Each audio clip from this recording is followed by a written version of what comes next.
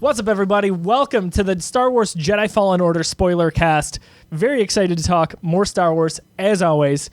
With me today, to my right, the boogeyman, John Fick.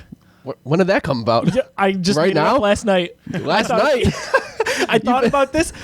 You've been sleeping on this? I did, and only because John Wick is the boogeyman. All right. So I figure Baba Yaga? You're All used to.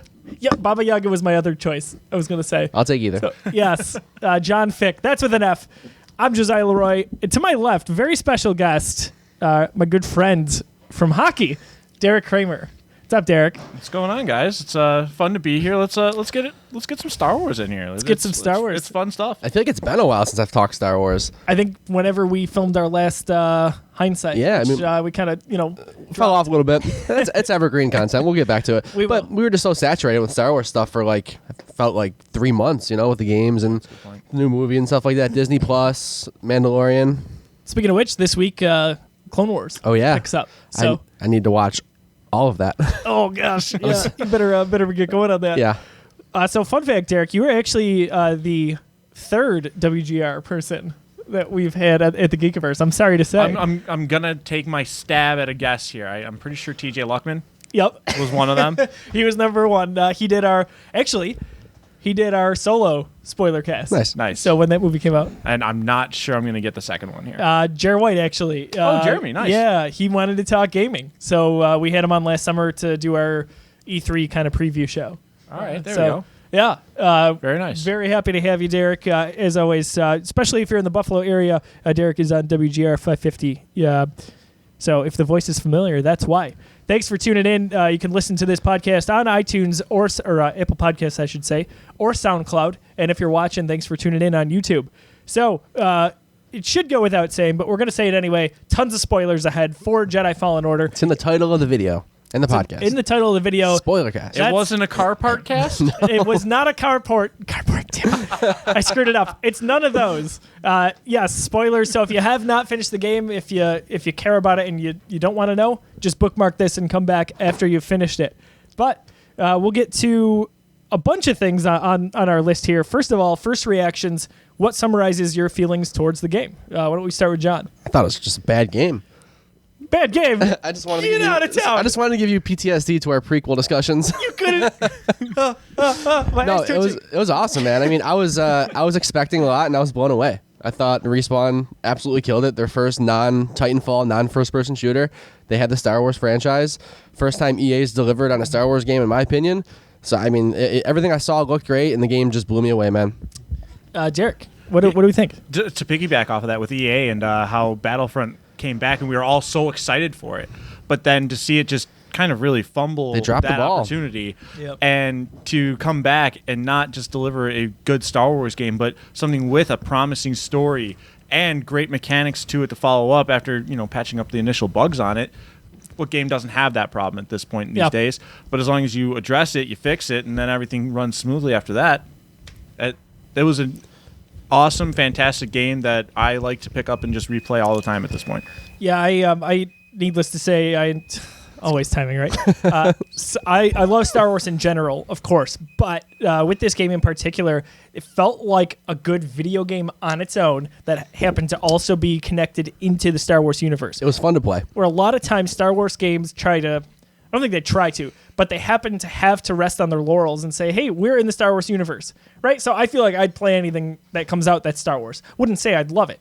But with this game, if you had called it anything else or even built it as its own new IP, I think would have enjoyed it. It originally was not. It wasn't going to be a Star Wars game. They had the wall running, and they had I don't want to say Dark Souls, but Dark Souls-ish, I guess, mechanics. That was the roots of that. Yeah, exactly. And then they got the Star Wars license. And how crazy is that? So watch. I got the director's cut of the game, and I love that behind the scenes stuff. And I guess I think it was about 2 years into the project, if not 3. That's nuts. They were approached by EA and said, take it or leave it kind of thing. You want to do, you can continue on yours, or you can make a Star Wars game. How do you pass up a Star Wars game, right? And to be able to connect it that way, and it makes sense now that that's brought up, that the combat system for it was so smooth, the fact that they did try to just build something on its own first, and then they get the licensing for it, and then they tweak it proper. So it makes sense with how the game plays that... Yeah, they built a game first. They built a game first, and then they can go ahead and improve on it instead of resting on the laurels of saying, hey, it's the Star Wars universe. And we'll get into it in a little bit with the destinations in the game, but you don't see the cliche planets. Sure. In this game. Right. It's more of a universe build as opposed to just taking what we already know, which is okay. But in this case, I think Star Wars fans wanted something new, right? Add to the universe. So last report that we have from January 2020 is that the game passed 8 million units in sales. Pretty strong. That's huge. For, most games, let alone a Star Wars title. That's pretty good. Xbox One, PS4. Was this on PC? Yeah, it was on PC. Okay. Yep. In terms of what we'll shift here. Actually, I take that back.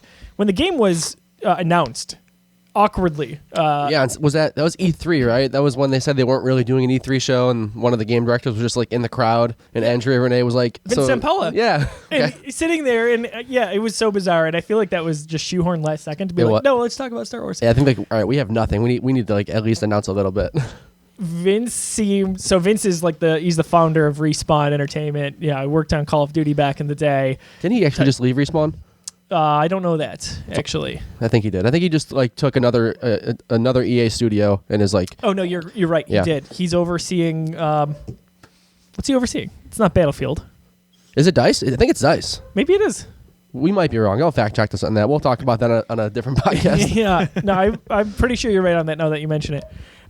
But he's sitting in the audience, and Andrea Renee sits next to him, and they announce the title for this game, and he just kind of seems high. Yeah. Because it was unscripted. Super awkward. And very awkward, and he's talking about that your character wields a lightsaber, and then the title reveal was all we got, Jedi Fallen Order. Yeah. And that was enough for us to name it one of our most anticipated games of 2019, which is funny. Yeah, I think even without that reveal, it would have been on that list. Agreed. It could have been untitled Star Wars game, and we would have been like all about it. But for the longest time, we saw nothing on this. We had to wait until Star Wars Celebration in April, and the game shipping in the fall, before we really got any relevant details on it. We learned that Cameron Monaghan's going to star in the game. We talk about the combat. And as time went on, we still didn't know a ton about it until we got closer to launch. Yeah, that was one of those things where the press was invited to see that game after we saw that blowout from the Star Wars Celebration, and it seemed like EA kind of buried the lead because all the reporters were saying this game is not what they showed. They're showing you like this third-person action adventure game, but this has platforming elements. It has Metroidvania elements. Like they buried the lead on this. I don't know if they're worried about what the game actually is or if they just didn't market it well. But yeah, all the reports were this game is different than what you saw. It's bizarre because that would have sold, I think, but EA was going for the approach that it was more of an adventure game, like an Uncharted. You almost wonder if EA wanted to kind of like make it look a little more mainstream than it actually was. Yeah, I mean that's very possible. But that from there on out, the anticipation ramped up. Early gameplay demos from people that saw it behind closed doors really sounded like they liked it and were impressed with it. And then as we got real close, we started to get some impressive review scores. And that was it. That was the end of it. So enter where we begin. Let's talk a little bit about gameplay. I would say in terms of a kind of adventure game or an action game, if you will, this was this is not Dark Souls, but it had some difficulty to it. Agreed. There's some rhythm, some exploration in the mechanics that you had to kind of master. What did you guys think of that? Did you find it hard? Did you find yourself with a bit of a learning curve? I mean, I was thrown off when right away I am at death via Stormtrooper. Yeah. So, that's something that you kind of like, the meme where you're sitting back with the controller and then the next thing you know, oh, hey, I actually got to get serious. Like, it was literally that for that sort of thing. It's like, okay, now we're not playing, apparently. What difficulty did you guys play on? Whatever the equivalent to the medium. So it went story, Jedi Knight, Jedi Master, Jedi Grandmaster. Jedi Knight. Me too. Yep. I ended up, that's where I got serious at first. I ended up starting on Jedi Master. Got it. And I died very quickly. Yeah. And I'm just like, oh, okay, this game's not messing around. Yeah. No. So you go down to Knight and, you try to deal with everything a little bit more properly there. Yeah. I turned it down. So I played all of the game on Jedi Knight besides one boss because I was getting so frustrated. And it's a spoiler cast, so it doesn't matter. But it's the Dathomir. Who was the guy in Dathomir? Oh yeah. Terran Malicos, yeah. Yes. So he was just killing me, and I'm like, I know this isn't the final boss, so there's no reason for me to kill myself. I just bumped down to story mode and I just crushed him, and I didn't feel bad about it. I couldn't do it. No, I do the same thing because I'd rather enjoy the game than I get really mad. Especially when I know it's not the final boss. If it was the final boss, like I didn't do that for Trilla. The final boss. Honestly, I thought that fight was a little more difficult than Trilla. Yeah, me too. Yeah. Yeah, I was just about to ask that question. Yeah. Yeah, I mean, Trilla still took me a while. I think I clocked like 2 hours of just like gripping, not moving from my chair, trying to beat that. Still difficult, but I wouldn't let myself turn that one down because I knew it was the final boss fight. So I had to beat the game, Yeah, right. No, I'm with you totally. I feel like, so I'm not experienced at all when it comes to Dark Souls, Bloodborne, anything that we perceive nowadays as a more difficult game. And for this, at first, there was definitely a learning curve for me.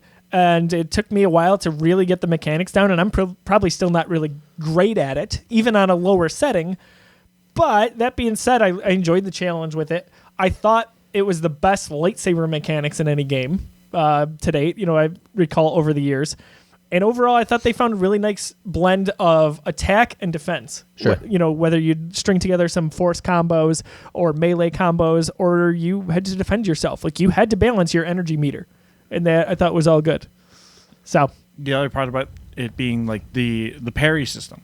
Oh, yeah. Where a well-timed parry, that could actually mess something up on your enemy and allow you to get back on the offensive like that. Yeah. So it kind of makes it like a real style of combat there where, we're glued to our chairs anytime there's a lightsaber fight in a Star Wars movie. And there you are, you're seeing it. It's a balance between fighting back and forth.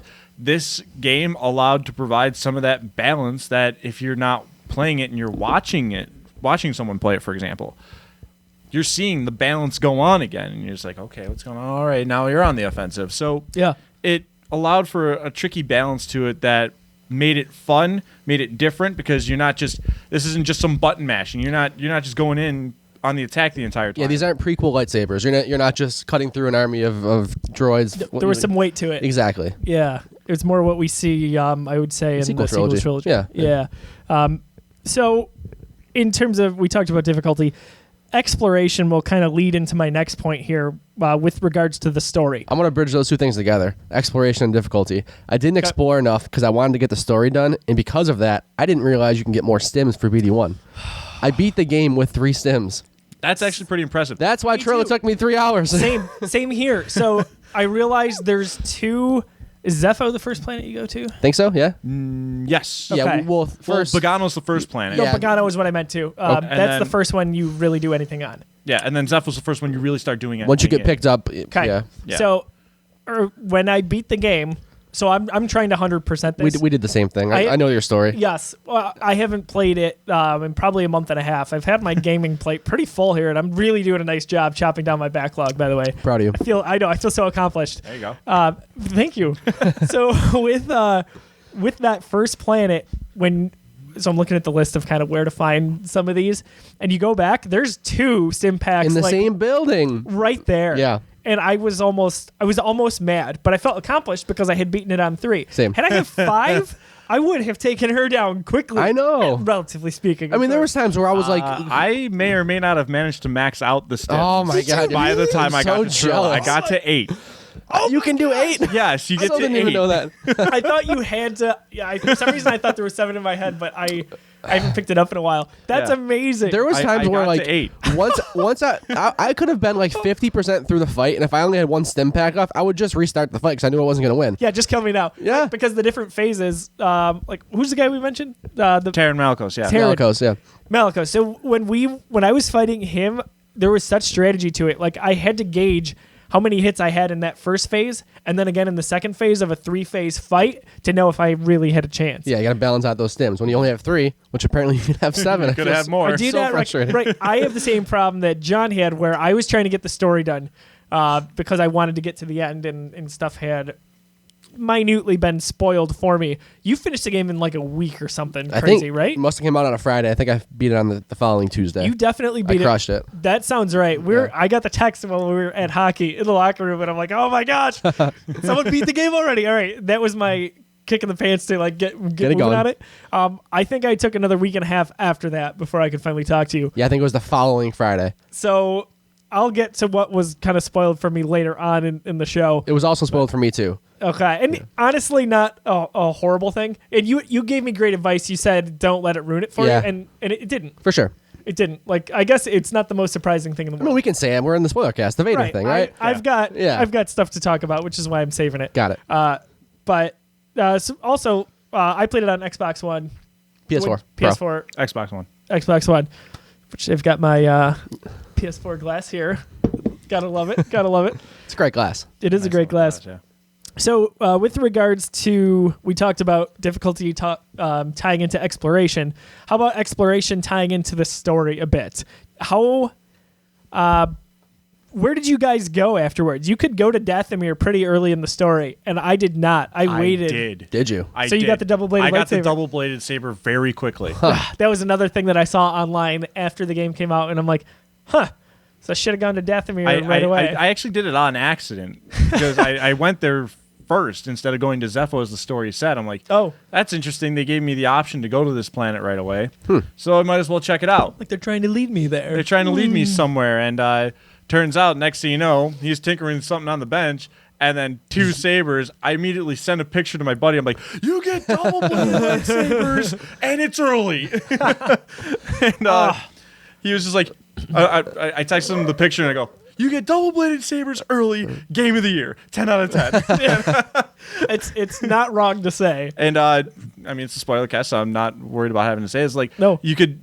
Like, once I went back to the bench, though, because, you know, you have the parts right away. Yeah. You could change it to green, too. And I've always loved the green saber more than the blue. I just like the aesthetic of it more. Sure. And I was just like, oh, yeah, I'm just going to go green, double-bladed. Here we go. And that was my way to roll throughout the entirety of the game at that point. From what I found out. How early did you get to Dathomir? Did you? I just followed the main story. I didn't go there when I wasn't told to. I'm like, I want to know what happens. Same. Yeah. So the 3rd or 4th that put it in the rotation. Makes I think. sense. Yeah. And I waited. I would have gone earlier if I had known, because I think it gave you a little bit of an advantage. Not a big one early on in the game.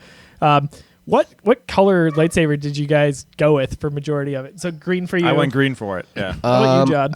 I can't remember if I was allowed to do magenta before the Ilum.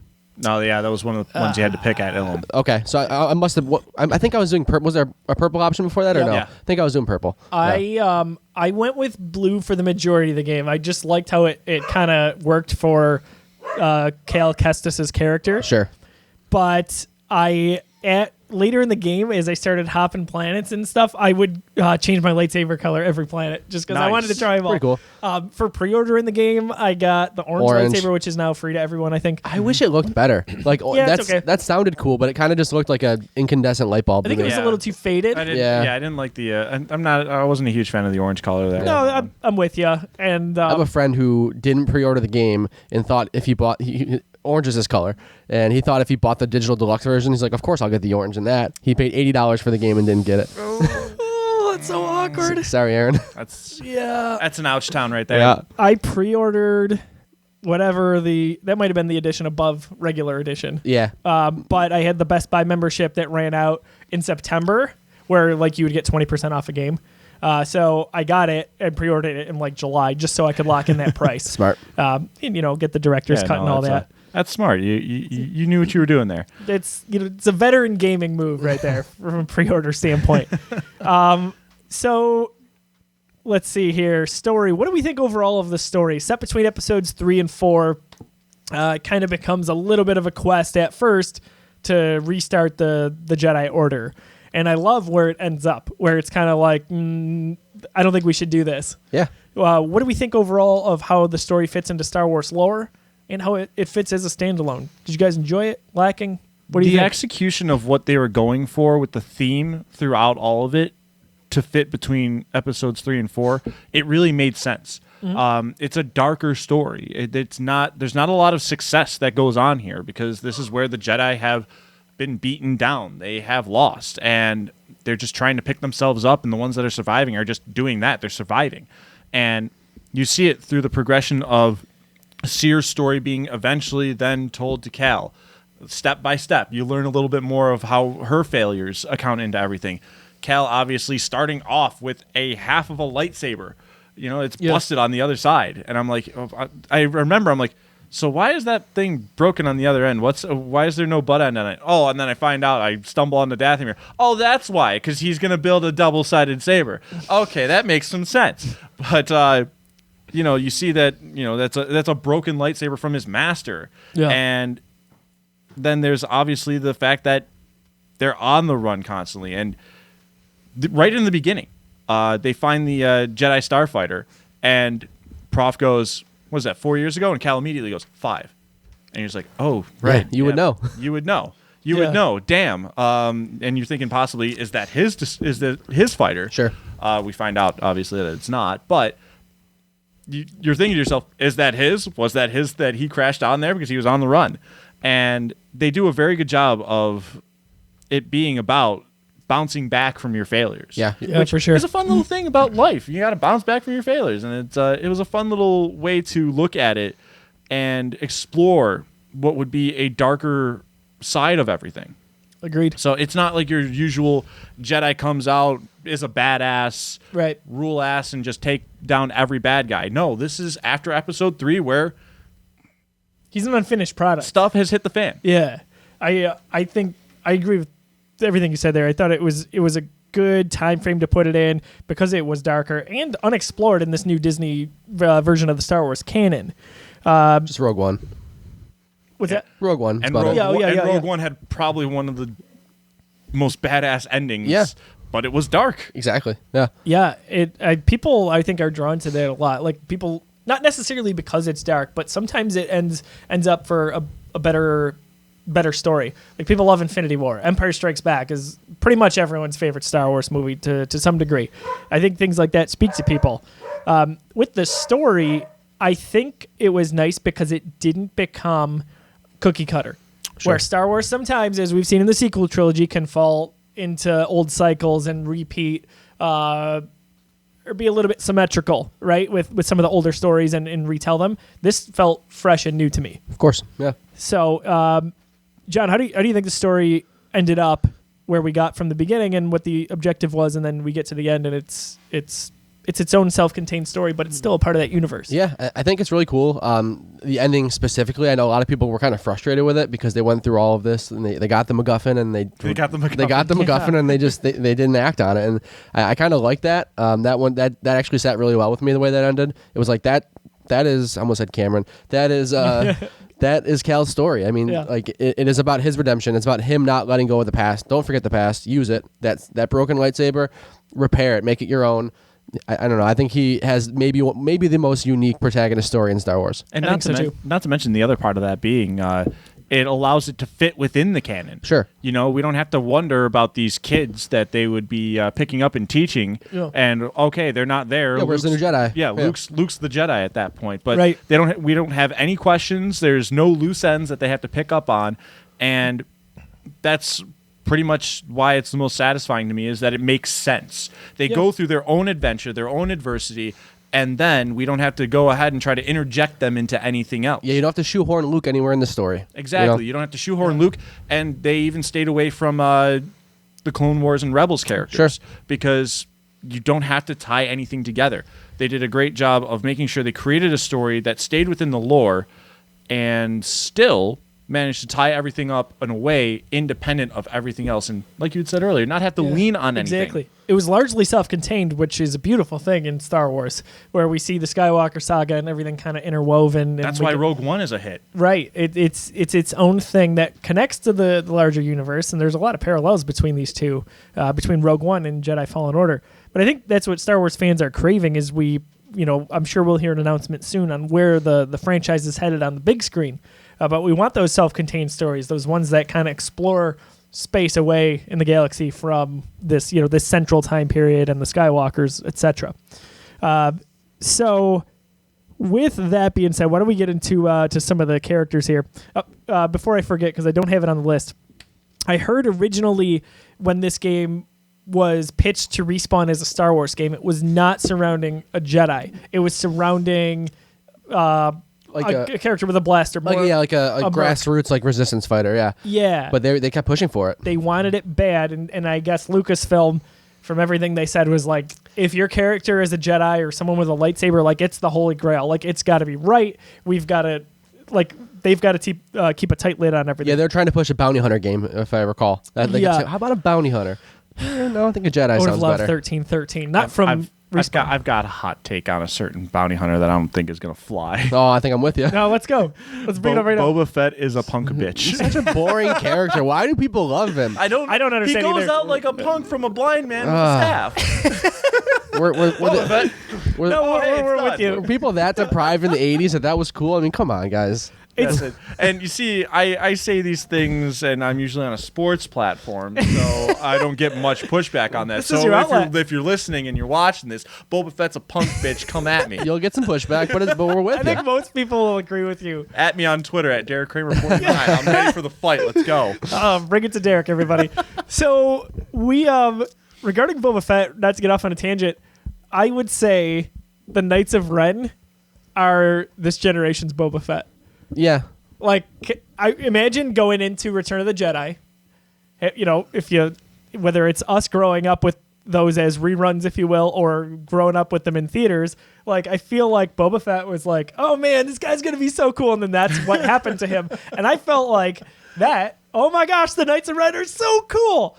No, they suck. They're terrible. And they didn't go anywhere. That was probably my biggest disappointment with the sequel trilogy, it obviously has its problems and question marks. And you mentioned, though, that Star Wars, they tend to stay within something that's safe. Yep. And I feel like with the sequel trilogy, we got a lot of that. Oh yeah, it was safe. Super safe. No doubt. This game did a great job of making sure that they pushed some of those boundaries. They did. And again, the way that they were able to independently make this story happen like this, that's why I love this game. It's not just because of the gameplay itself.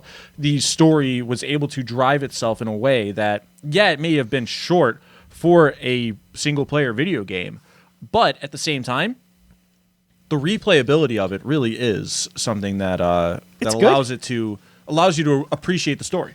I agree. And I felt like it was an appropriate length for a single player campaign because I think I feel like I stumbled into playing it right by just going out and exploring things, and then like anytime I got a new ability, I would go back to a different planet. Yeah. That's fair. Like when you got the double jump, I'm like, I know there's a couple of chests on Bogano that I got to go back to because I want to see what I get from those. And part of that was probably one of my favorite features in this game. What Jedi are you if you don't make your own damn lightsaber? It was awesome. And I'm just like, I'm all about these hilts. I'm all about everything with the lightsaber customization.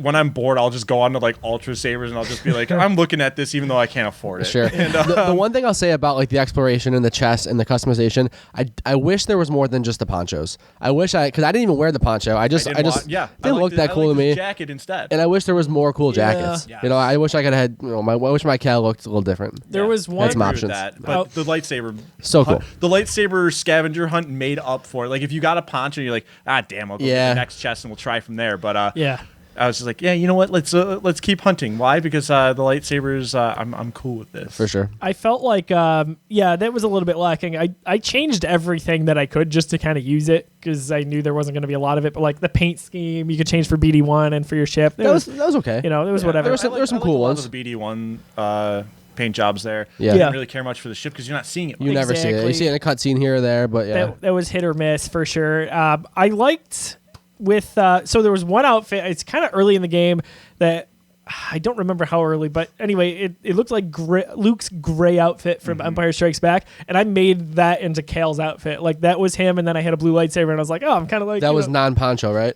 Correct. I think that was the only like customization you could do that wasn't a poncho. I used the same one. Yeah, I like that the one. jacket, and I think it was the it wasn't the scrapper because that was the default color for your jacket and your shirt. I think it was I don't know if it was, Guardian was lighter, so it was a different one. I don't remember. I don't even know if I got that one actually.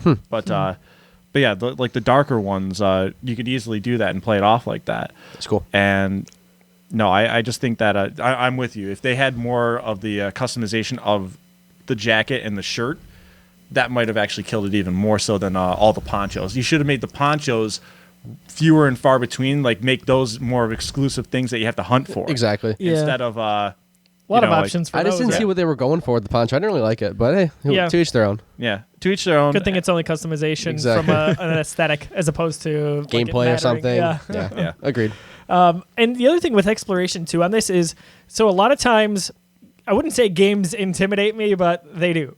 So a game like Skyrim, I'm like, this is too big and there's too many options and you could endlessly play the game. That's The Witcher 3 for me. Yeah, maybe that to me too, because I've never finished Witcher. I'm playing Fallout 4 right now. I'm loving it, by the way. But that's a story for a different podcast. Anyway, I feel like this was the right amount of exploration for me. And it feels like an attainable 100%. I'm not going to spend like years, playing this game trying to get there. And unless I want to, then I can. But it's not like a grind, right, to get to the end. And like this is what the Arkham games were for me, where it was an attainable 100%.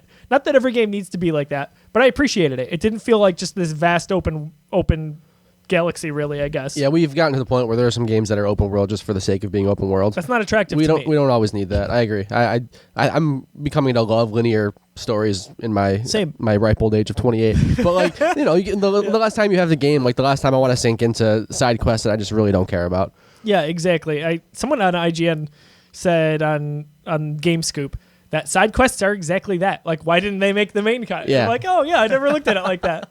He's like, that's an interesting way to look at that. Sometimes they're shoehorned, and it kind of like took pressure off me. Sometimes you're in a world where you just want to be in the world. It's like, I don't care what I'm doing right now. I just want to exist. Like, exactly. Sometimes that works, but like that might have worked for me in Mass Effect. Like I was a big Mass Effect fan, and that is a world or a galaxy I could just spend forever in. Yeah, I'm glad this game didn't make us do that. Agreed. I absolutely love your point about an attainable 100%. Yeah. I don't think I've ever 100%ed any sort of video game, and namely that's just because sometimes I just suck at them. But no, it's a grind more. It's a grind sometimes more anything. so, but then there's always for me like that one task that I just can't get past. Yeah. Or like one or two tasks that it's just like I can't get to it, and it's frustrating. So I'm like whatever. But no, this is not necessarily a 100%er for the hardcore gamer. It's something that you could pick that thing up, and if you want to invest the time in it and you want to try to collect everything, you can. And it's something that you can get to. So that's what I like about it, is that I've 100%ed Bogano, and I'm like, holy I 100%ed something. Look at me. Yeah. I feel amazing. proud. That's how I felt with Spider-Man PS4. That game was just like, just play the game and you're going to do the 100% naturally. That was so very similar to Fallen Order.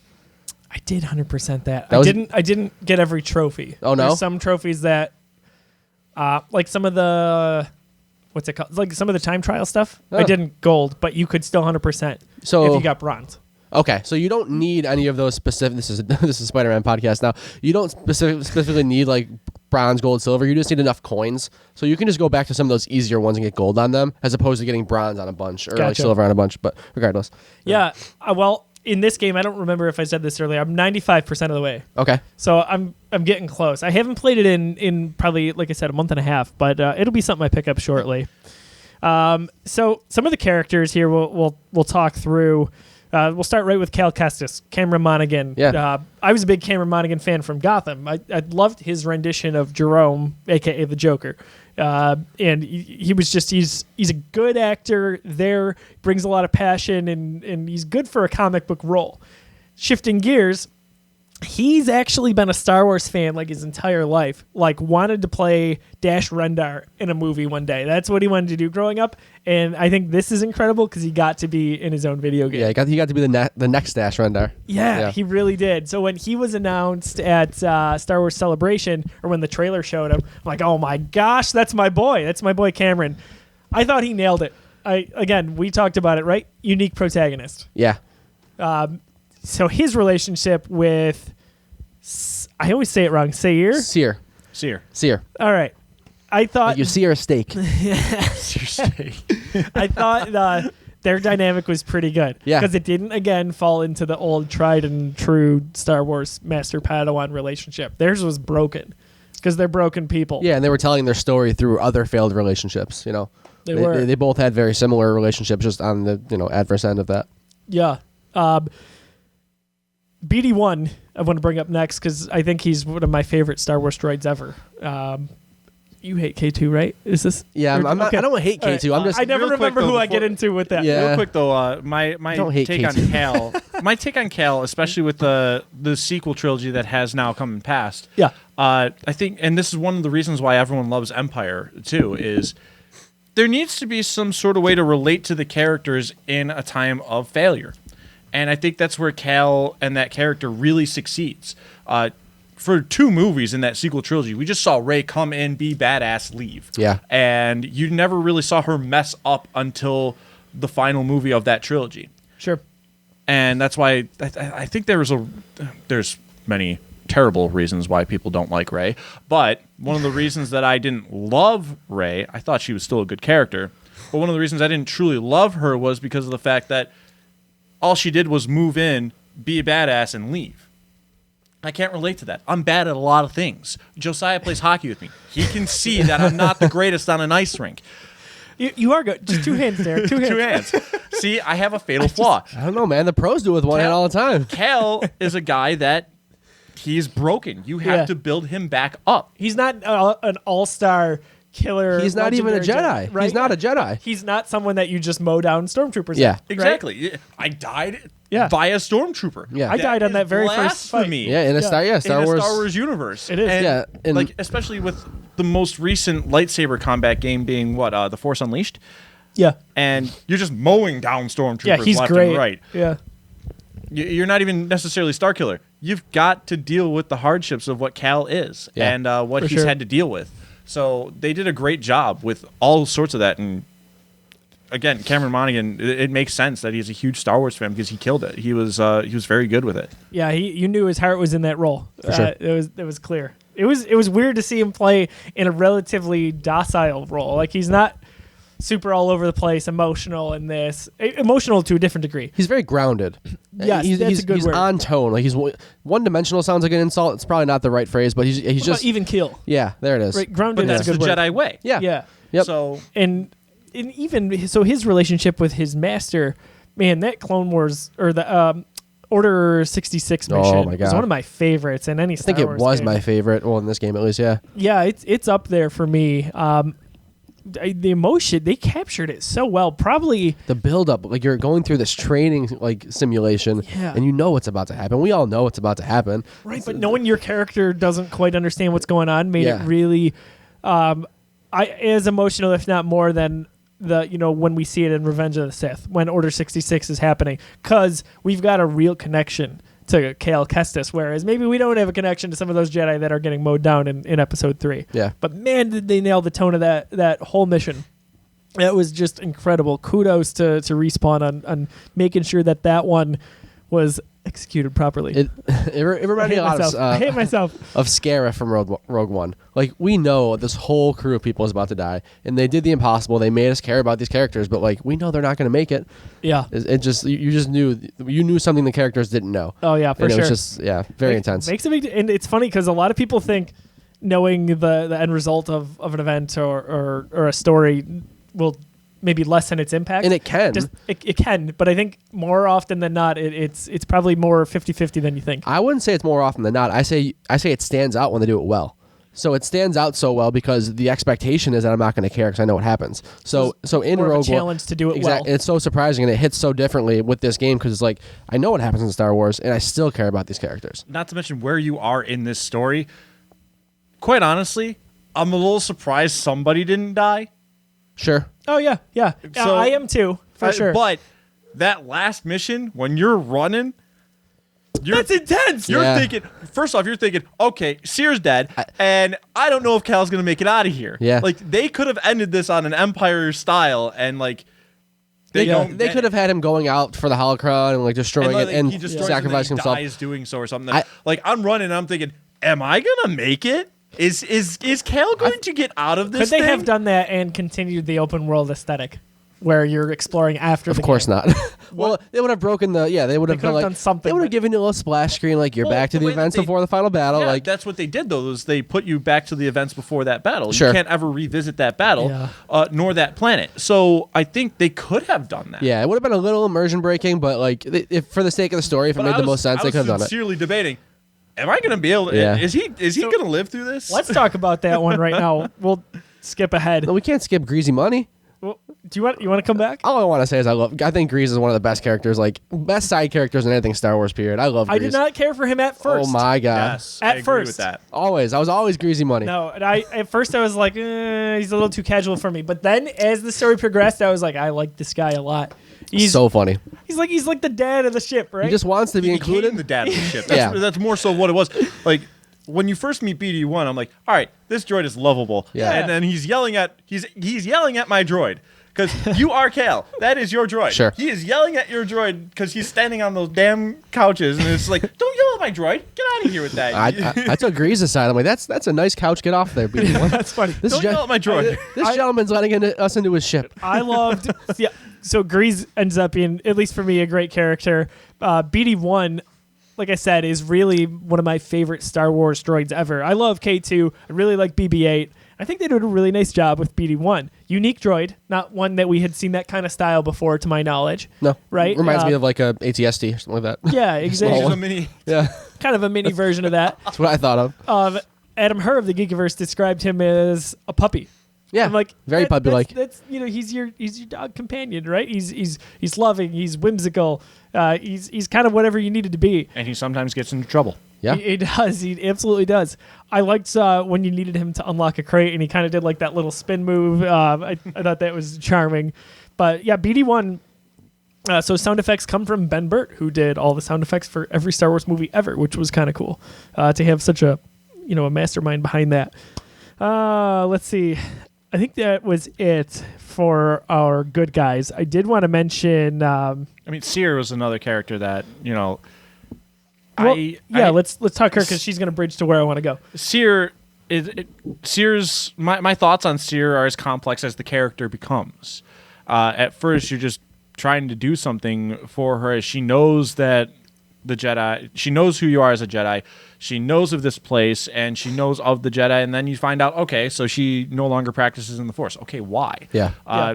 This comes after a movie where we saw the badass Luke Skywalker disconnect himself from the Force. I did notice that parallel early, and I'm like, what are we doing here? What are we doing here? Exactly. Yeah. So, but then, as you had said, they don't go into this usual mentor-Padawan relationship. It is a very back-and-forth thing. And you see that she covers up what initially had happened, and with good reason. She doesn't want to touch that side of her past anymore. But then she just admits to everything after you're at your lowest point with Cal, after he busted his own lightsaber, and she says, all right, this is what really went down. Yeah. And that allows Cal to open up his trust to her fully.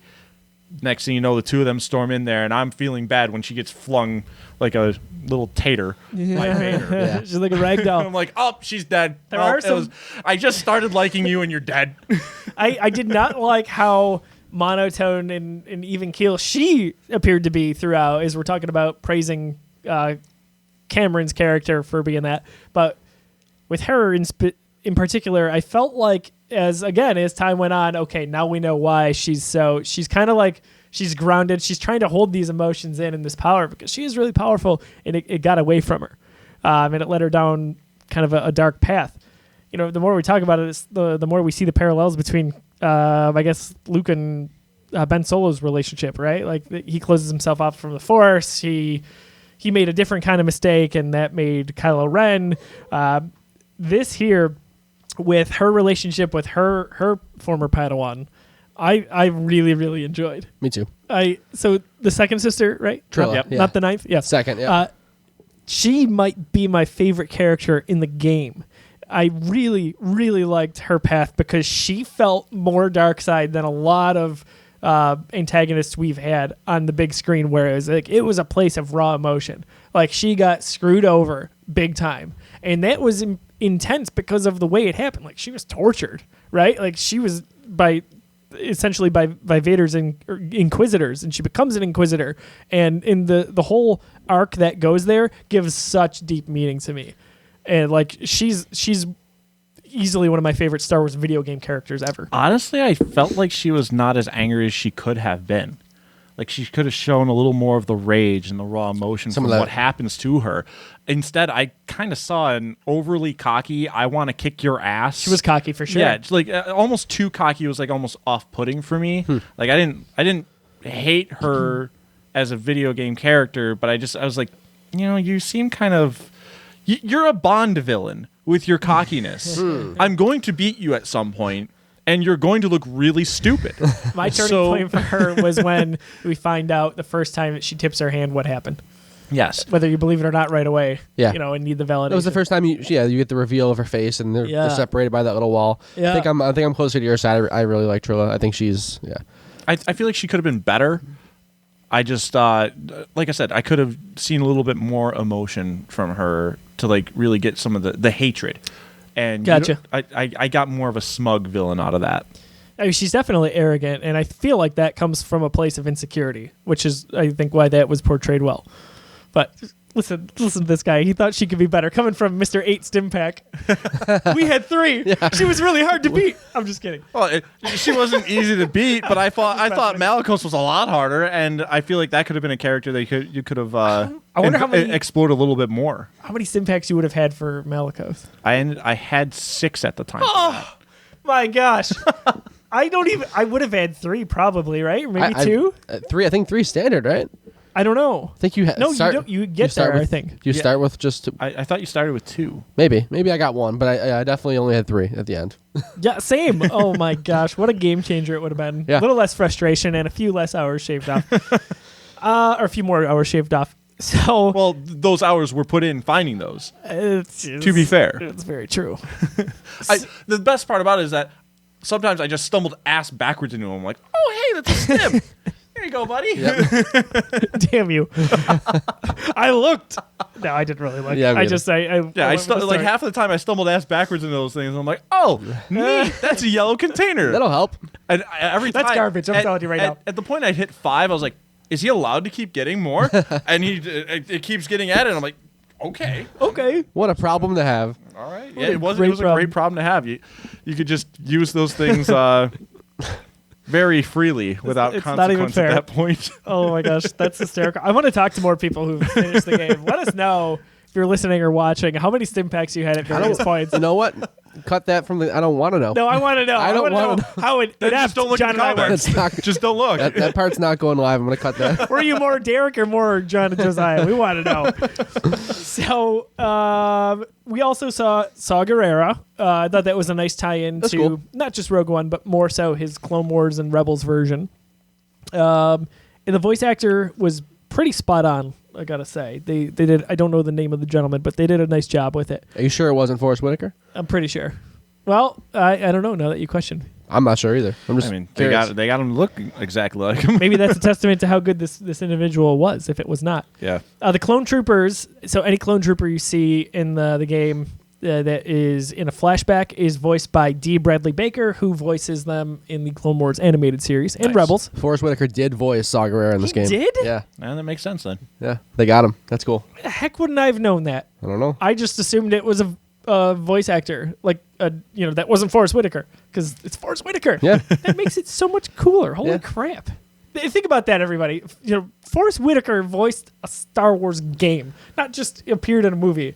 That's freaking awesome. He did do the voiceover for his appearance in Rebels. So, he's just invested in the character there. Then that is awesome. That's the my Disney discovery paycheck. of the episode. or the Disney money helped. Yes, maybe both. Well, benefit of the doubt.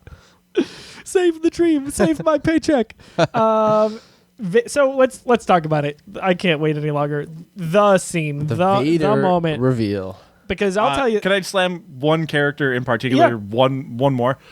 The Ninth Sister was garbage. Yeah, why was terrible. You had to have another boss, but there was really nothing villain, there. Unfounded in anything. I'm glad that you just wave goodbye, Force style, to that character. It's just like you're a very hollow character. Yeah, you had to teach him how to fight. I get it, but kind of blah. Yeah. They had to have someone in the in the trailers. Garbage character that it's just like.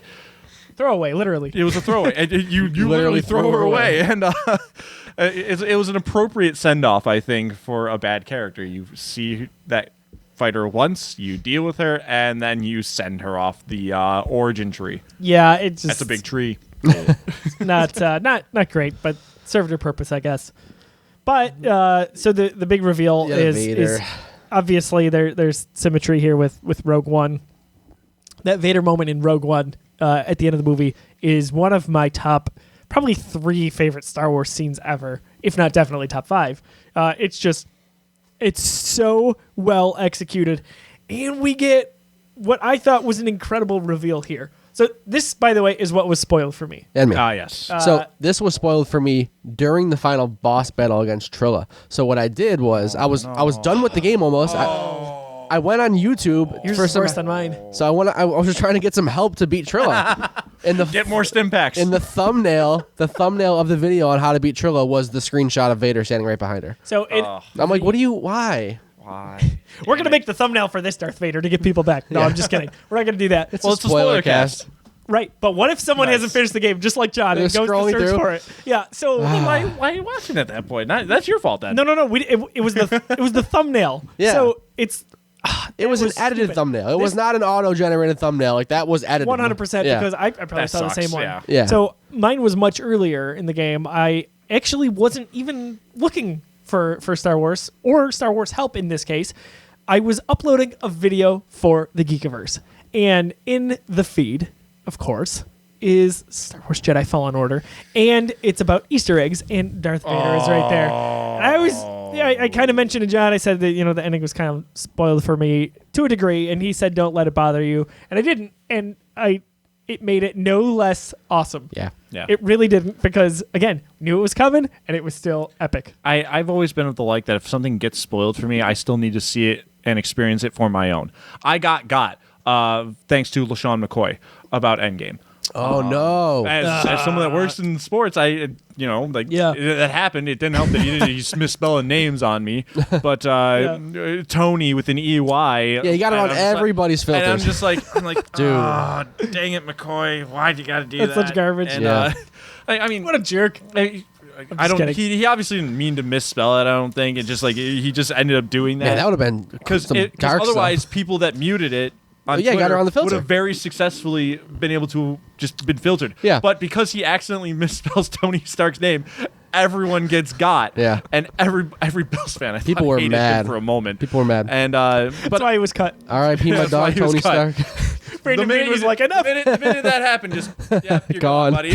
There's no easy way to say this. I haven't seen Endgame yet. You got to go. Yeah. Yeah, so I've always been of the like that if something ever gets spoiled for me, I still have to see it for my own taste. Yeah, I would never give And up on something because of a spoiler. Never give up on something because of it. No. That said, I never got spoiled throughout this game. Cool. And I got to experience all of it through everything. And now just one of the funniest things that you can go and see on YouTube is the people that decide I'm going to try to attack Vader even though it's an insta kill if Yeah. he's within like a 3-foot radius of me. I'm so glad we didn't have to fight him because I was so exhausted from that final fight with Trilla, and I'm like, I finally did it, and then he shows up. I'm like, no. That was the moment where I was No. like, okay, Cal might die because again, Seer just Yeah. flicked away Yeah. and it's like Dude, so how incredible was that? Like, you go through hell. Like, if you're John and I and you only got 3 stim packs, you go through a few hours of, I got half of mine loaded. Let's go, Vader, bring it. I got another 5 left over. Yeah. I hate it. Privilege. So Come on, baby, let's go, son. how many stim packs you got? Got anything for that asthma, idiot? So the reveal was just, it was as epic to me as Rogue One, but in a different way. Yeah. So in Rogue One, it's the lightsaber. You hear the breathing, and then the room is lit up by the lightsaber. In this, the second sister stops moving, and the panic on her face, whoo, you know what's happening. And then you hear the breathing, and through the fog comes Vader, and oh man, I can't believe that they made it that epic. Yeah. I can't. They did it again. They did it The again. same character, and they Like- got me again. I'll be got sitting me. here in a few years, hopefully, with another show or movie or video game and say, I can't believe Vader appeared like that again. Yeah. It just, I cannot applaud Respawn enough for how they did it, and again for not resting on such a prominent character like Vader. And we talked about it a little bit. Like there was no shoehorned Luke, and that would have been shoehorned, but Vader makes so much sense. He's hunting Jedi, right? Exactly. He was menacing the galaxy for years and years. His story didn't end between 3 and 4. Mm-mm. His story was very, he's just getting started. Really. That was he was in prime Vader mode. Yep. Yeah. I'm all about it. And it's just like your reaction when you're playing it is probably the same as Cal's. Like probably the most relatable thing. That's probably not good. Yeah. It's not. It's him. Yeah. And just like to say that, she goes like it's him or something like that. Yeah. Okay. Because Cal goes, that's probably not good. It's him. Yeah, the guy I was telling you about is right there. Yeah, it was just I'll say it over and over again like a broken record. It was so good. It was so well done. The next best part of that whole sequence to me, so you're thinking you're going to get mowed down, right? Running away. When I think you're getting to an elevator and you're far enough away where you think you're good, but the camera pans and it's almost like Vader just notices you there. Ooh, mama, my heart stopped. It's almost like he just learned how to teleport because you knew he wasn't chasing you when you're running, and then the next thing you know, he's there. He was just there, just like out of focus on the camera. And then you close the door in time, and it still made me jump when his lightsaber started coming through. Just another step. For me, it was like you're running down that hallway, and you're like, am I going to make it? Am I going to make it? Door opens. Nope, he's dead. It was one of the more, like, most menacing Vader scenes aren't drawn out like that. Like, there's not much where Vader's hunting somebody down. Like, that's one of the first times we've seen, like, a drawn-out 15-minute, experience of being hunted by Darth Vader. Like, it's intense as all hell. You think of that Rogue One, and that was just like a, that was like the couple of swipes. You get is Clone Wars with Ahsoka battling Vader. Agreed, and that would be another favorite Vader moment of mine. But again, she felt, how it's kind of going to end, but like Ahsoka is very capable. Yes. Whereas Cal is capable, but unfinished. Like Ahsoka is pretty much a Jedi at this point, even though she's a Padawan. And then in Rogue One, like these guys are dead. These guys are screwed. Yeah. He is going to just make a mockery of them.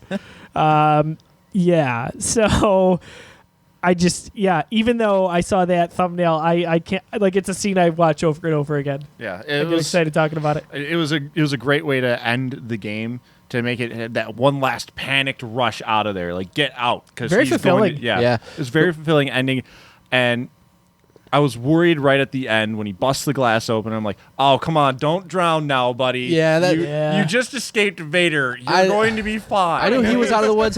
I will say, I wish they would have killed Seer though.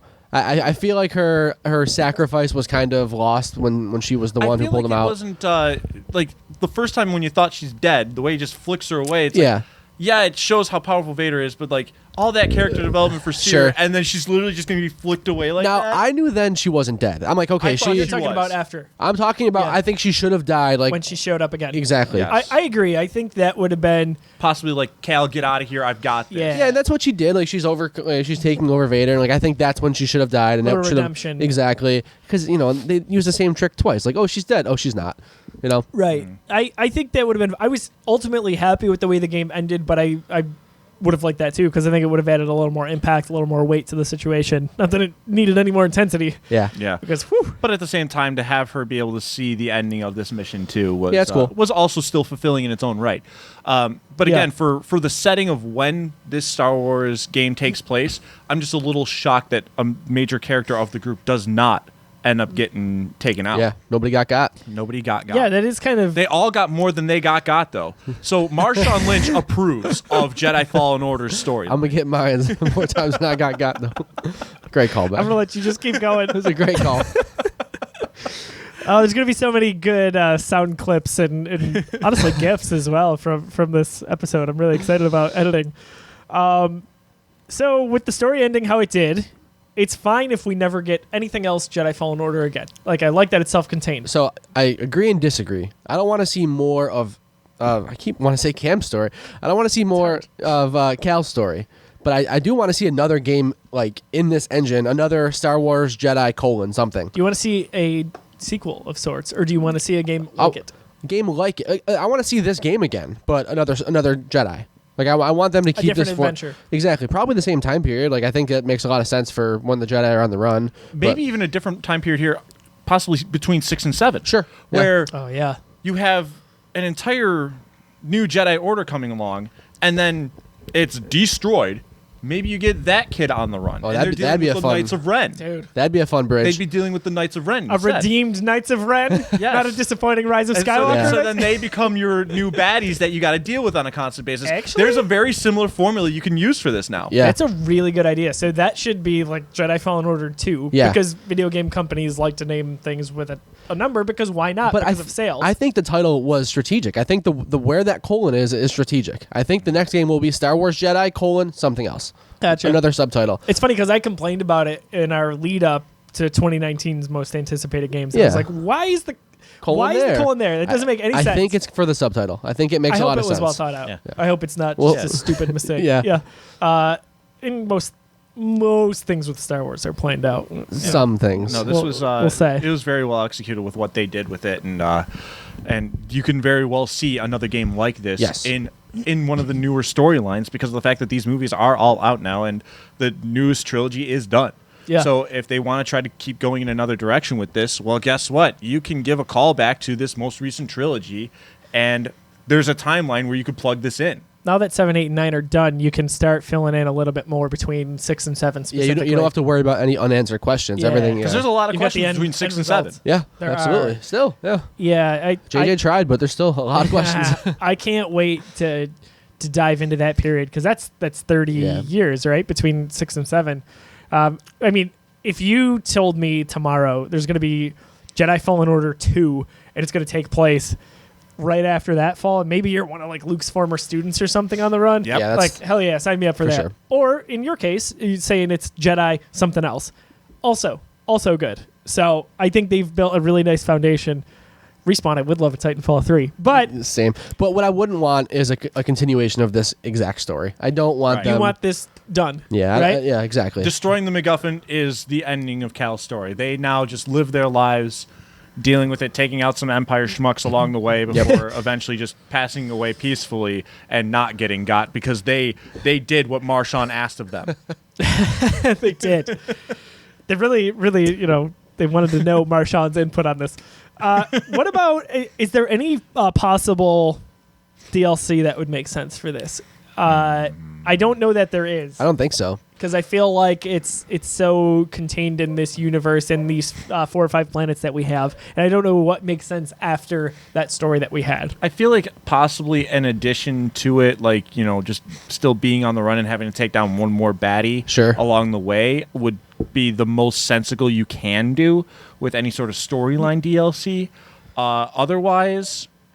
Yeah, I think I like you said, it's very self-contained, Yeah. and I think that's what I like about it is the fact that you don't have to bog it down with any DLC. I think so too. I feel like if they did DLC, it would be probably free because of what EA did with Battlefront 2 and how much free content they've been pumping out with that, which has really made Battlefront 2 quite a good game. That's what I hear. Now that it's kind of fleshed out a little bit more.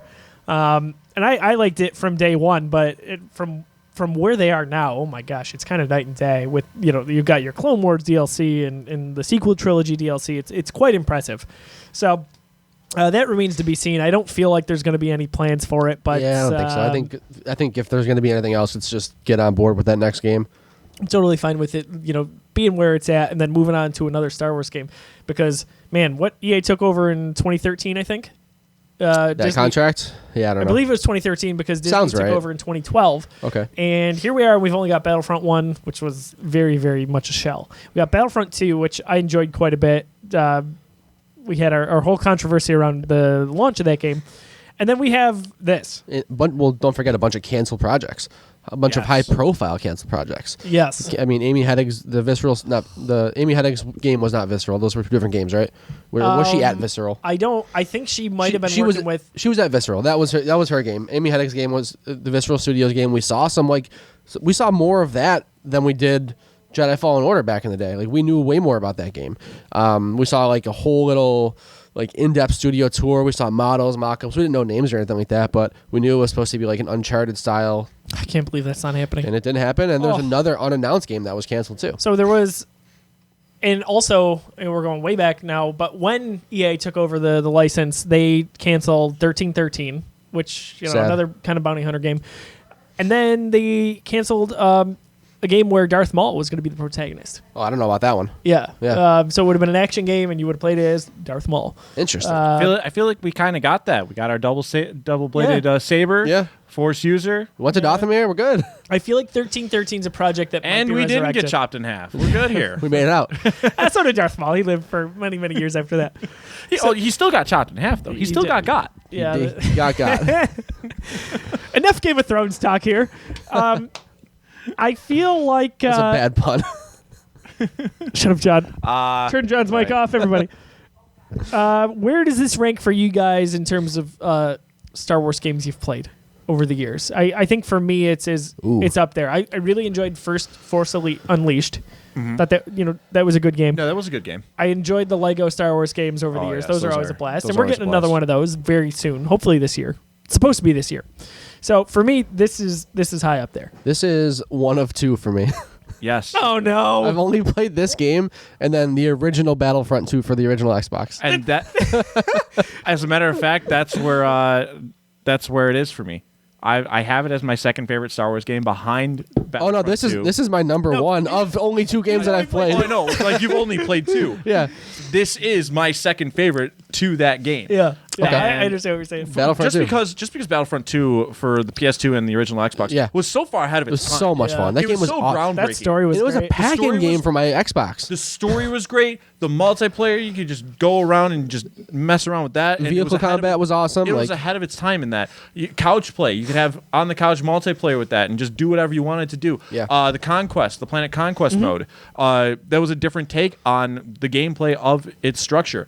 This game was just as good and entertaining for you to sit through. And like I said, the replayability is probably the most important part of this for me. And I think that's what it is that I can go back and play this game. I can start all over with it and try to recollect things and do it differently. I decided to start over and then just do a run where I had the single-bladed saber through most of it so that I wouldn't have the same experience that I did with the first time that I accidentally went through. Awesome. And that's where the replayability is an important factor for me, and that's what makes it special. Because like we were already talking about, like how accidentally there's different ways to play this game. Yeah. You wanted to drive through the story. I wanted to go back and see if I can get more lightsaber parts, and then the next thing you know, I'm stumbling onto stim cases. Because I was going to say, because you couldn't find any more stim packs. Is that why? Yeah. So, but like in that adventuring, I found more things. Yeah. And there was a different way to play, and it was an accidental way to do that. And you find different ways to play this game. The replayability factor, that's what helps make this even better for me, is that you can play it back in a different way. That's what makes a video game go from really good to one of the elite. I think I would feel the same way about Force Unleashed if it had, because Force Unleashed story was very good, the combat was very good, Force powers, but it did not have the planet hopping or the travel. It didn't have a or different exploration. way to play. Yeah, your ability to even, to a small degree, chat with players, almost like a role playing game. There's all of that adds up to it being a really cohesive game. So I agree with you there. I would say this is right at the top of my list. I feel like it's a better game than Force Unleashed. Yep. Really love the original Battlefront 2. did you play KOTOR? You know what? I played a little of it. I own it. I didn't get very far though. And I bought it on my iPad when it came out in like 20. And it's a good port from what I hear. The iOS version is actually not that bad. I had issues with it, but I played it early on and it was buggy at the time. Well, now there's controller support in iOS 13 too, so Well, that changes everything. it changes the game. That's a game I've always wanted to get back to, and I've secretly kind of hoped that they would do kind of a remaster of it. Yeah, they didn't remaster, but it is backwards compatible with Xbox One though. Yes. Yeah. That's pretty you cool. Can get on. Yeah, You can get it that's- in the store. Yeah. That's our friend Sean on our hockey team was playing through it recently. Yeah, that's one I want to get to. I hear great things about it, and Yeah. I've never touched that. I feel like I missed the boat on it time-wise because I was playing through like Jedi Outcast last year Yeah. on Xbox One, and it was fun, but like there's kind of a shelf life for me with feel games. like also another thing about this lightsaber combat in itself. Force Unleashed was a game like that, but it didn't have necessarily a solid lightsaber combat. It was very hack and slash, right? very hack and slash. Don't get me wrong, I like those kinds of games because I'm just a D-gen, but I think though that when it comes to Star Wars games, it has to go hands down as the best lightsaber combat that there's ever been. Agreed. It's the most tactical. It was the most tactical. I mean, there were other launches from other games, and I would say the next best lightsaber combat was Jedi Outcast because you'd brought it up. But that was it for me. Like, it's a very limited list on how good those fights are. Now you get yourself one that it's just head and shoulders above the rest, and that's what really is one of the greatest things about this game. We hadn't gotten ourselves a great Jedi experience for a while.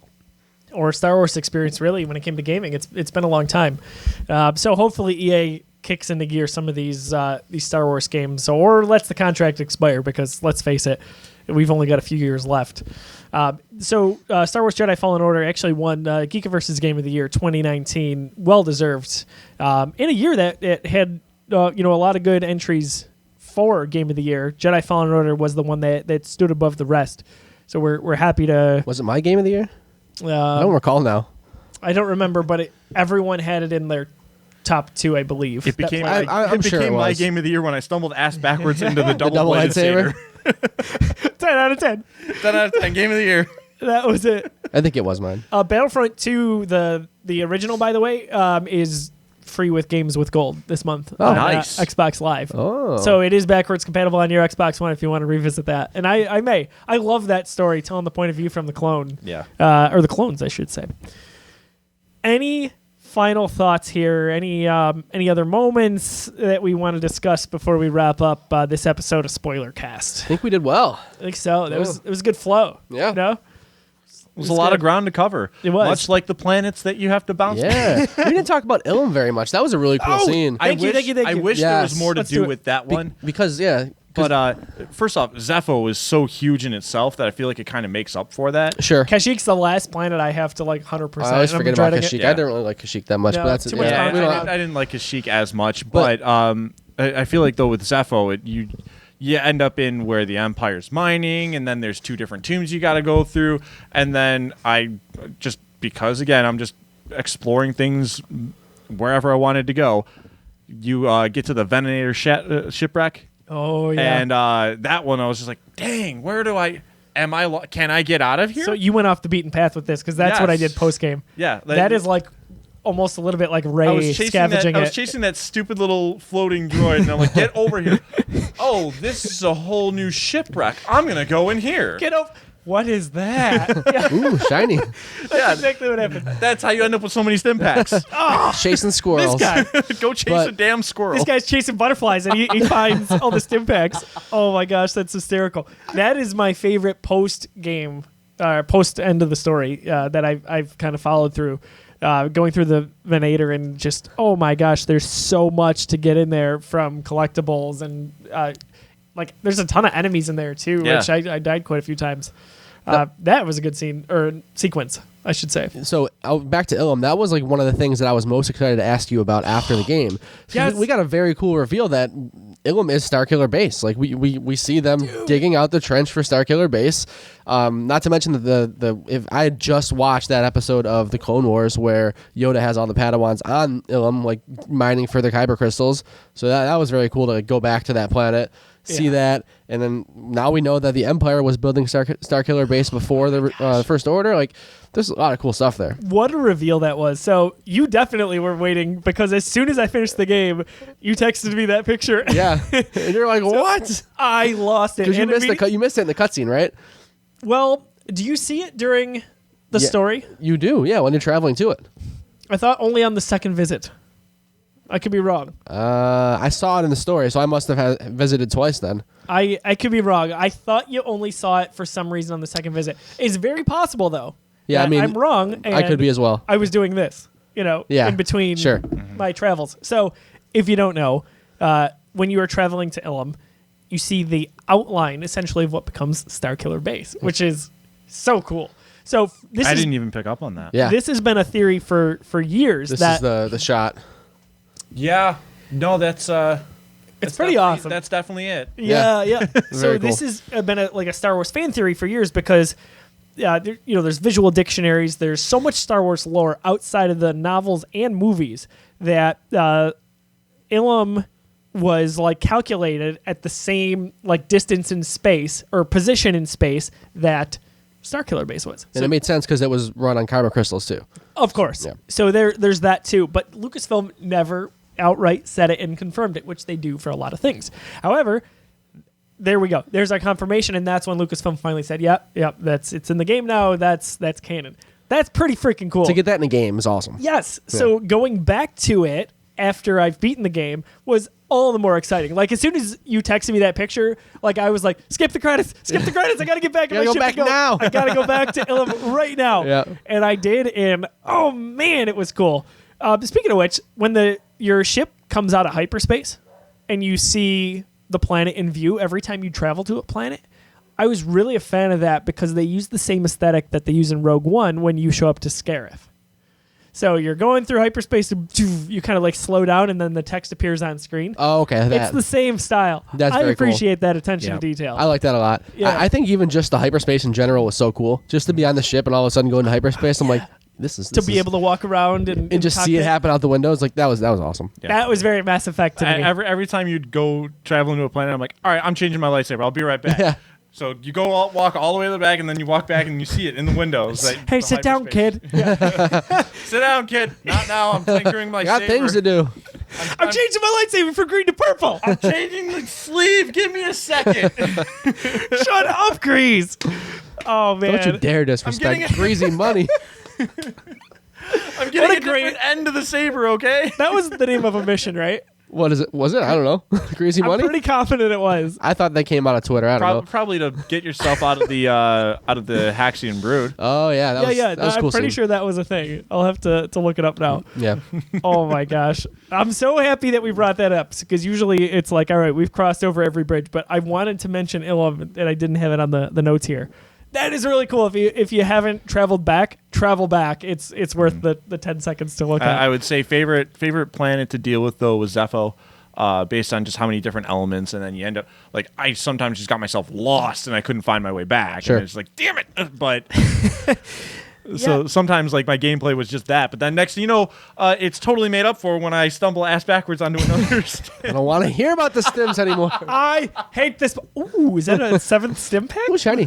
7. Come on, I'm done. The yellow crate. So I like the simplicity of Bogano. Because you can kind of get through it pretty quickly. Yeah. Zepho is probably my favorite planet otherwise. Kashyyyk I was not terribly fond of, even though it was cool to go visit the Wookiees. Which didn't, again, look great. They looked bad. They didn't look not great. Nice. They looked bad. So when we... They looked like they were in prison, though. I think that's part of it is that they're... I don't know. I just thought like texture-wise, fidelity-wise, it didn't look very good to me. But at the same time... I feel like they were also meant to look a little more scraggly because of the fact that they were in prison. Maybe that's just where they got to asset-wise. But like when we covered E3 last year, like we brought that up in the conference, post-conference, right? Yeah. Like that. Oh, that's not a finished product. They'll revamp that. They didn't. They didn't polish it up. They didn't have time for the Wookiees. I mean, it is what it is because the rest of the game was just great. Yeah. But let's see. So, Dathomir. The planet itself is kind of cool to explore because it's this like dark spiritual It was pretty place. creepy. I felt like It's dark, right? It kind of felt like horror-ish to me. And what is the name of the colleague we pick up there? Marin. Marin, yeah. Yes, You're Marin. so good with this. I was top of your killing head. it. My gosh, you're a name guy. Marin, I actually really liked her character. Me too. Not to harp back to Mass Effect, but she felt like someone you would add to your crew because you literally did. But the way that she doesn't understand some of the like societal norms, and that's she's cool. a little bit awkward She's an because she's alien. this fierce, awful like witch. She completed the trifecta for me. It was Cal, it was Marin, and it was Trilla. It was 3 different outcomes of Order 66 of the Empire. I mean, it was somebody who was a Jedi who was forced into hiding. It was somebody who was turned because their master turned on them and they had no other choice and they were tortured. And then it was someone whose home planet was disrupted and they were all kids when it happened. Yeah. So to kind of see all 3 of them was like that was really cool for me. That's a I good feel way. I feel like you could have also gotten a little more out of her within the group in the story. Yeah. 'Cause she does come in late. It's a little shallow at the end. I would have little liked to shadow at spend the more end. time with her. Yeah, I thought she was going to travel with us in the last mission. Yeah. Yeah, and it really what part of this is also is my experience with Marin ends up getting spaced out because I went back there when I would get a new ability. So, like when I first go to Dathomir, I experience seeing her for the first time. And then I go and I accidentally get myself a double-bladed lightsaber. And then I leave. because there's no more I could do at that point. Yeah. And then when you're finally able to access the keep, that's when that story gets back to progressing there. So my story with Marin, it kind of just, it started and then it had to stop because I did it very early. Got it. I even liked her presence, like from the voice actress that voiced her. Like, just she was this very unique character in Star Wars in general for me, and I liked it a lot. And you don't think about, I mean, you're thinking about it more with Mandalorian and what we're seeing with Din's character, how like his planet was affected. But we all the time, I think, in these movies, we don't think about, oh my gosh, like what happened to your home planet, or how was your life affected by the Empire or Order 66 or the First Order? And now some of that's kind of, we're seeing these smaller stories which are really deep. And her planet was, affected because of what we saw with that. I really like your point with the trifecta there. These three characters who had these three totally different experiences, but they were all just awful. And they were like the same age, and they're all, They're all young, and it's just Yeah. traumatizing for them. It shaped them quite a bit. Any other final thoughts? Good thing you asked that. We would have ended the podcast 20 minutes ago. So mad if we didn't talk about A Ilum. lot of this stuff, yeah. Yeah. No, man, it was a great game. I'm almost glad we didn't do this right after we played the game, because it's been nice to kind of just revisit it in my head. There's a part of me that wanted that. Sure. So let it sink in a little bit. Yeah. We wanted to ideally get to this podcast sooner. Didn't happen, but I think you're right. It was good to let it simmer. All right, so I got one last thing then. The lightsaber customization was probably one of my favorite things about this game, and at the end of it, when you get to pick that crystal, I had a hard time. I'm Me like, too. Which one do I go with? And you're tilting it, and it's changing color, which was a pretty cool aesthetic. That was awesome. Yeah. Like, he's rotating the crystal, and that's you picking your color of the crystal. It's just shining through like a light differently. Yeah. So they kind of made it look like it was just like it was going naturally like that. Like it was that color all along. That you end up with. So like at the end of it, I'm like, I've been rocking green the entire time, so I'm not going to do that. I went away from blue because, I mean, come on. There was a reason I did that. Sure. So what do I do here? So then like you're debating like, do I go with yellow or do I go with purple? I ended up with the cyan one. And that one was like, it's low key become one of my favorite colors to rock when I go to replay the game. That's pretty cool. So the question now goes to you guys: when you're twisting the crystal in the light, what did you end up with?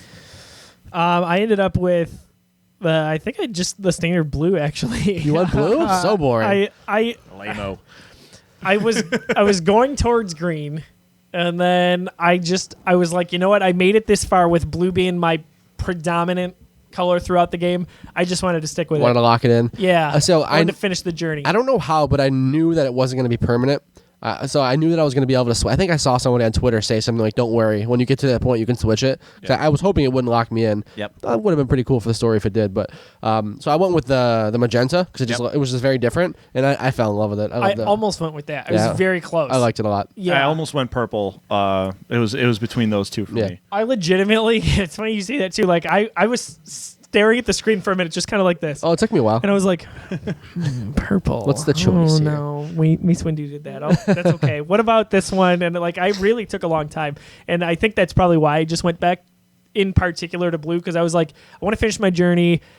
I was with it already. Everything else is cool. It's I think that's why I like the cyan, because it's like it's a different twist on the blue. It's a lighter blue. It's a more experienced blue. It's a frost blue because you end up on a frost planet. Yeah. So like that was probably one of the reasons that I like it so much. How about like the experience of crafting a lightsaber on Ilum? Like that's the Jedi experience, right? Yeah. They all do it. We see Anakin do it in Clone Wars, and you always hear about it. And Yoda takes the younglings there. Like that's really cool that you kind of get to do that before, presumably. Maybe that's the last lightsaber that ever comes from Ilum, right? Yeah. If Starkiller Base comes not too long after. Yeah. Man, I love that connection so much.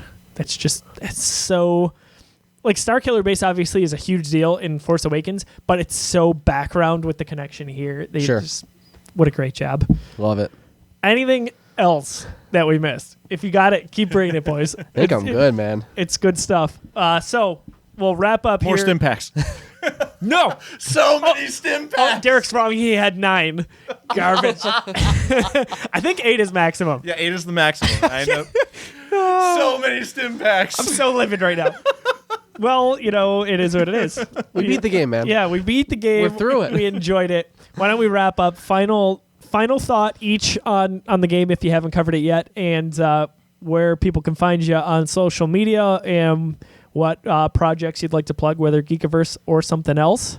John, why don't we start with you? Love the game. You don't want to follow me on social media. I'm just talking about the Astros right now. I guess It's entertaining. it's a bad place to be. I mean, John's my pipeline to baseball. if you do care about that, at Disruptoid on everything. That's about it. I got nothing going on right now. He's got a great just venting about baseball. great Twitter handle and social media handle in general. Thanks, sir. Yeah, always a big fan of that. I mean, I love laughing at the Astros right now. So please, tell everyone. Hit me with the Tell follow. everyone where to follow It's you. at Disruptoid. Yes, Throw it yes, up. yes. Give me a Chiron right here.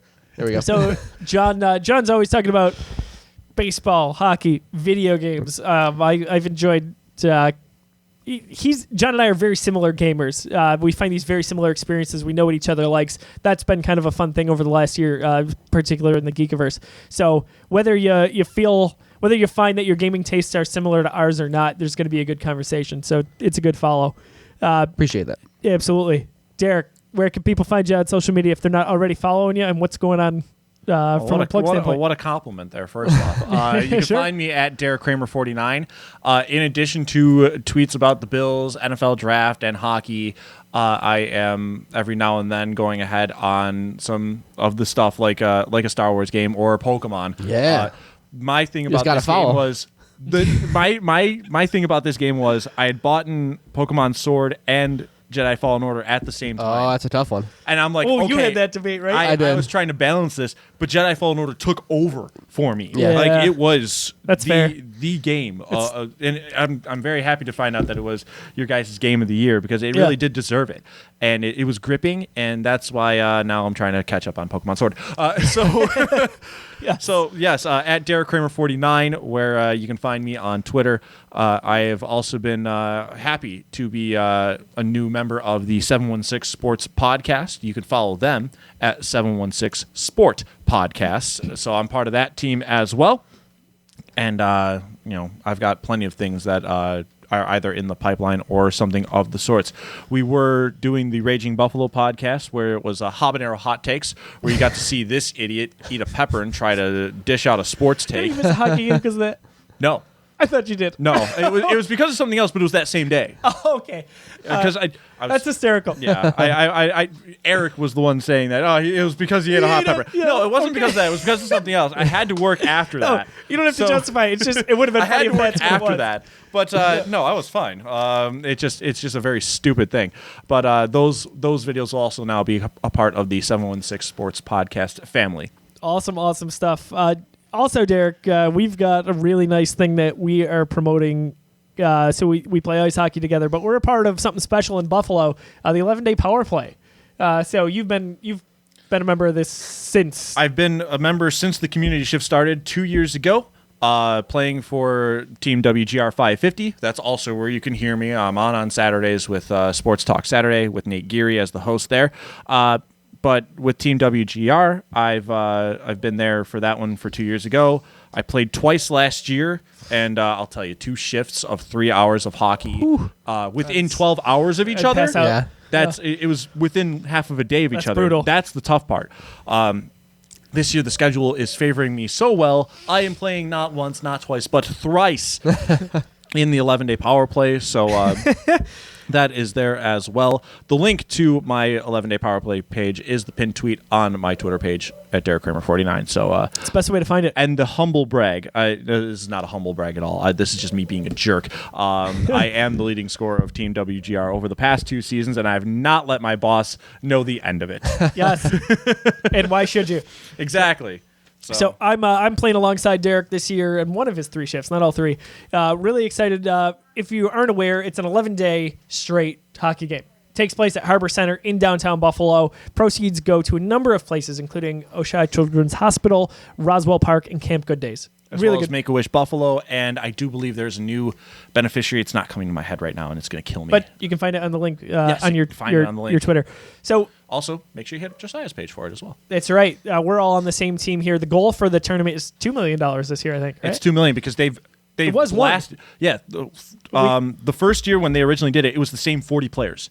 So imagine that. Oh gosh, yeah, no, I remember Imagine that. So That's insane. That was a struggle for those guys, and Gross. I'm always Gross. I'm always throw about up. that. My boss, the oldest skater of the original 40, and he was still killing it through that 11 days there. Wow. Kudos And, to them. That's kudos to the unbelievable. original 40 for that. And Mike Lezakowski, who has been the founder of this, he and Amy Lezakowski, they do a great job with the event. So in July, from July 9th to the 19th, get your butt down to Harbor Center because, and not just supporting us, support everybody that plays because it's for the right cause. It is a fun time, and again, it allows for a little bit of levity for a serious situation, which is everybody knows somebody with cancer. For sure. I'm playing for my Aunt Sue, who's currently battling, as well as those we've lost in Jed Woomer and Rebecca Hurt. So siblings and children of people of the Geekiverse. So it is a special cause near and dear to our hearts. We'd appreciate it if you would check that out. Again, that's the 11-day power play. Visit Derek's Twitter to find the link to that. If you're able to donate, any amount is just wonderful. However, we'd appreciate if you would share it as well. As Derek said, we've all been affected by cancer in one way or another. So, on Twitter, I am at Josiah D. Leroy. You can find me there talking about a lot of the same things as John, and really probably a lot about how just depressing the Sabres are nowadays. So maybe you don't want to follow me. But if you do, if you want to talk about video games, Star Wars, you name it, I am your guy to do so. For the Geekiverse, we have a lot coming up here in the next few weeks. John and I are finally together going to be on Drafting with Drafts. That's going to be a fun one. That is a show made for you. I can't wait. A show. So that is in conjunction with our friends at Community Beer Works, a monthly show you can check out at youtube.com/thegeekiverse, as well as this show and a number of other shows. I feel like this is a pretty good time to announce the next mini series that I'm working on for our Star Wars coverage. So we covered The Mandalorian, and we had a 6-part series called We Have Spoken. That was the name of that show. We just week in, week out would cover everything that happened in that week's episode of The Mandalorian. We've got the Clone Wars coming up. The title of that show is going to be By Felucia. So I'm very, very excited. This is literally the first time I've ever said it to anyone. So that will be coming out weekly. We'll be doing a recap of the Clone Wars and getting into a bit of a community discussion. Would love if you'd check us out there. We mentioned YouTube. You can also listen to us on SoundCloud and Apple Podcasts. So for John, for Derek, I'm Josiah. Thanks for listening and watching. We'll catch you soon.